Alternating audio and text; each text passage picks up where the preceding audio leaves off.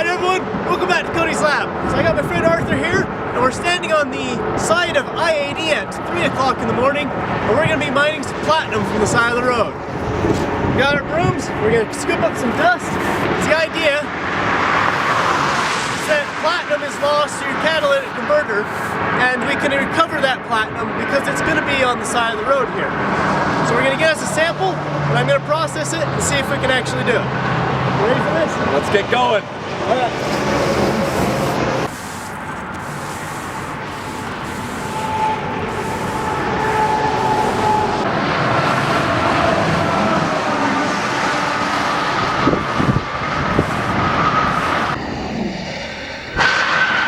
Looks like it's mostly gravel and stuff, but I'm sure there's definitely some platinum there. Hopefully I'll be able to recover it. Okay, so I've made it home with the bags of dirt.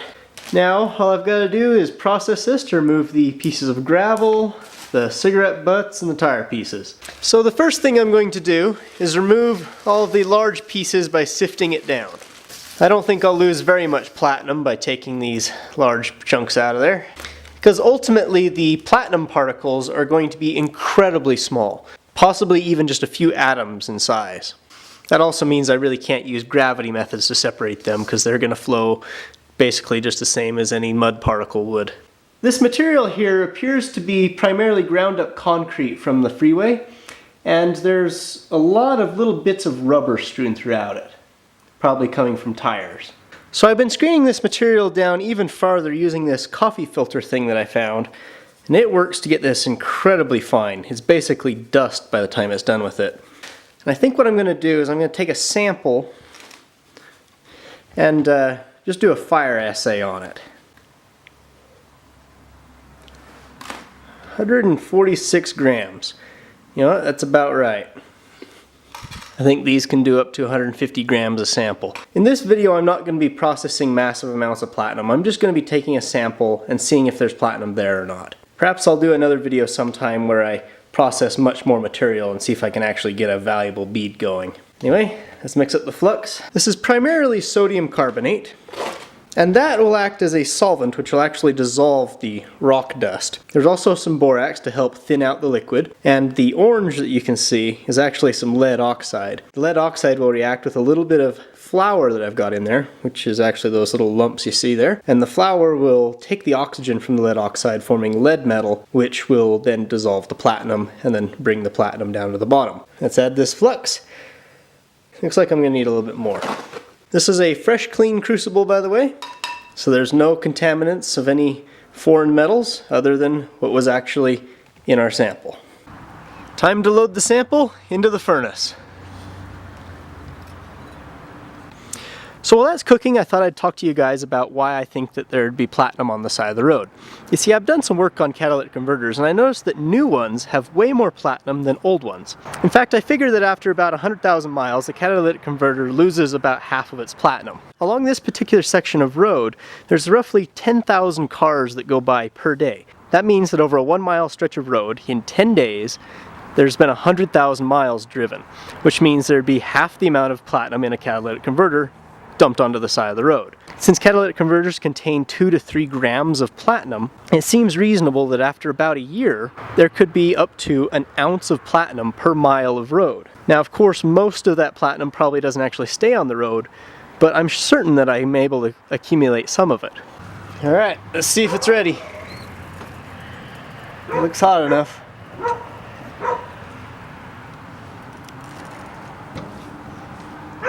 Seems to be fluid. Let's dump this out.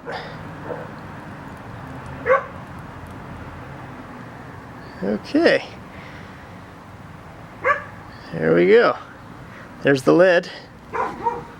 The slag was rather pretty, but it's the lead that's going to contain the platinum now. So let's break this out of there and then put this into a cupel and burn away the lead. Now that the flux is no longer coating it, the lead will now oxidize in the furnace. And this bone ash pot here will absorb the lead oxide.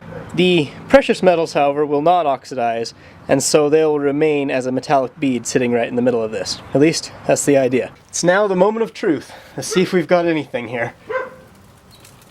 All right, it's very hot. I see a bead.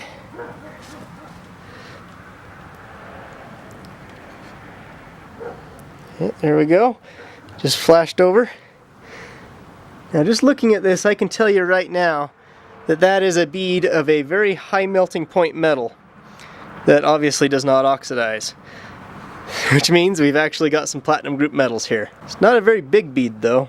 I know that the bead is a platinum group metal because silver or gold would have formed a very shiny bead, whereas this one is a dull gray color. This tells me that the bead of metal didn't actually melt in the 2000 degree Fahrenheit furnace, and so it's still an alloy of lead and platinum. So I need to heat it up a little bit hotter. I'm going to use this oxy map gas torch here to do it, and hopefully if I'm able to reach the temperature that platinum melts at, I'll be able to expel the last of the lead and I'll be left with a pure shiny bead of metal. There we go. Now this flame will be able to get much hotter than the furnace got.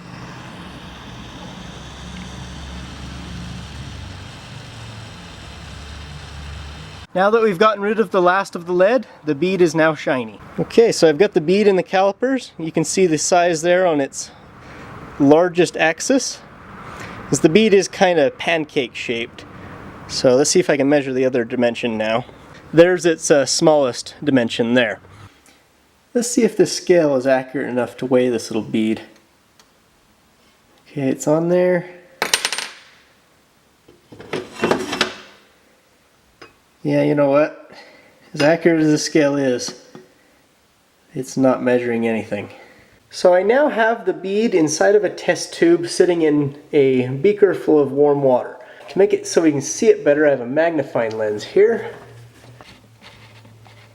Should be able to see a slightly zoomed in version of this, so you can see it a little bit better. Now I'm going to put in a couple drops of aquariga. Just a couple of drops of this. See if it starts reacting with it. Yep, it's dissolving it. See it turning red?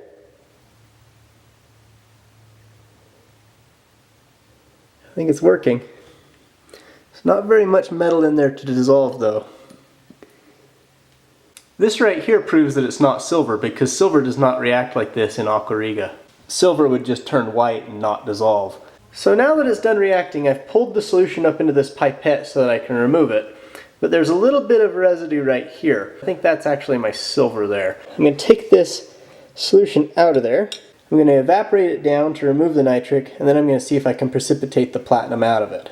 Now that I've removed the nitric acid, I've reconstituted the solution and put it back in a vial. And now I'm going to drop in a few grains of ammonium chloride. There they are. Now this should precipitate out the platinum. So after sitting for a while, the solution has turned a more yellow color, and as you can see, there's a little bit of a yellowish precipitant on the bottom of the jar, and also floating on the top of the liquid. So I've confirmed the presence of platinum. Excellent. After letting it settle for a little while, I siphoned off the fluid, and I've separated the yellow precipitant, which you can see in this vial, from the liquid, which I've placed in another vial here.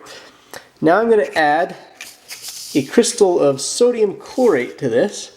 The sodium chlorate should react with any palladium present and drop the palladium out of solution. You can see that it's gained a little bit of a red color. If you look carefully, you can see some little red specks. I think that's my palladium there. Here's the two side by side. You can see over there on the right is the platinum precipitate, and over here on the left is the palladium. Over here is the speck of material that wouldn't dissolve in the aquariga.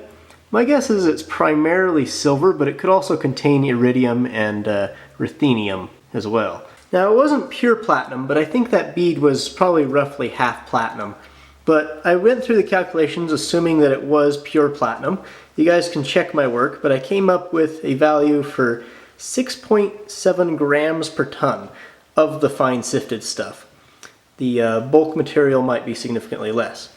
But that's pretty impressive considering that that's just laying on the side of the road. That would be considered a valuable ore, actually. Anyway, hope you guys enjoyed. I'll see you next time. Arthur made a quick video about the chemistry of catalytic converters. I'll post a link here and in the description so you guys can go check it out.